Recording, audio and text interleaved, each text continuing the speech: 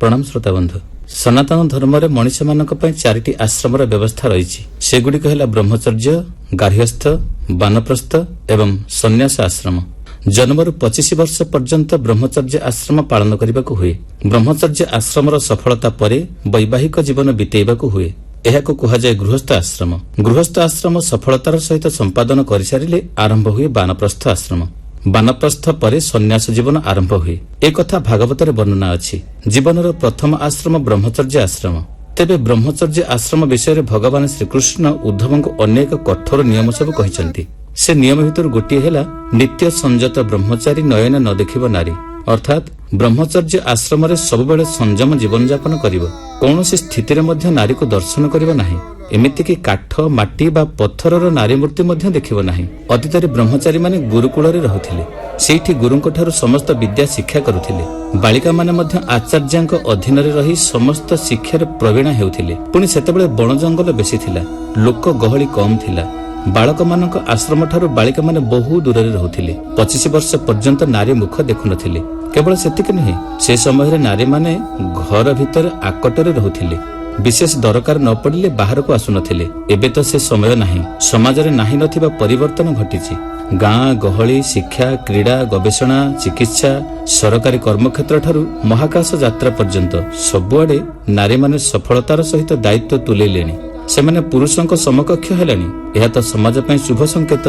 किंतु भगवान श्रीकृष्ण उद्धवंको जो कथाटी कहिले नयने न देखिब नारी, ताहा एटी केमिति पालन करि हेबो। एबे गुरुकुल आश्रम नाही। नारी माने घर कोणरे लुचि रहु नाहंती। ताहेले ब्रह्मचारी कोन सबबेले घर कोणरे लुचि रहिबो? ताहा तो संभव नुहे। तेबे ब्रह्मचारी नारी को न देखिबा पई सबबेले कोन आखि बुझि बसिबो? विभिन्न कामरे तो बाहर को जिबाकू पड़िबो। रास्ता घाटरे जाउथिबा लोकंकु न देखिले जीव भी केमिति? जो कार्यालय को जीव सेठी तो नारी माने काम करुथिबे, तांको ऊपर तो आखि पड़िबो। तेबे नयने न देखिबा नारी कथार यथार्थता कोन? एहार समाधान देई सन्थ कहिले, आखि खोलिबा माने देखिबा नुहे। एमिति अनेक समय रे हुए। आखि खोला थिबो, केही जणे आम आगरे चली जाइथिबो। तापर जणे पचारिबे, ए बाट देई जणे लोक जाइचंती, आपण देखिचंती कि? आमे कहू, मोर लक्ष्य नाही। एठी प्रश्न आसीबो, आखि तो खोला थिला, आमे सोई जाइने, पुणी लक्ष्य नाही कोन? कथाटी हेला, मनटी आखि पाखरे सबबेले रहेना। से अन्य चिंता भी करुथाए। थरे स्वामी रामतीर्थ देखिले रास्ता कड़े विराट मंच होईछि। नर्तकीटी नाचुची। किछि समय अटकी गले। से नर्तकी को चाहिले। लोक माने हसुथिले, कारण स्वामी रामतीर्थंक भଳି जणे सिद्ध साधक सन्थ रास्ता कड़े ठिया हे यौवन रे परिपूर्ण नर्तकीर अंगभंगी को देखुचंती। पुणी एक लୟରେ ए विषय रे केही जणे स्वामी रामतीर्थंक प्रश्न कले, स्वामीजी आमे साधारण मनुष्य, एमिति नृत्य को पसंद करिवु, किंतु आपण तो जणे सन्थ, से नर्तकी को काहेकि चाहिथिले? स्वामीजी अति सरल भाव कहले, तुमे सिना नर्तकीर अंगभंगी उत्तेजित होउथिल, मु किंतु ता भितर स्रष्टा को देखुथिली। स्रष्टा कारुकार्य को प्रशंसा करुथिली। प्रभु, ए संसार तमे एते सुंदर मूर्ति भी गढ़ी पारिछ। तमे केते सुंदर होई नथिबो सते।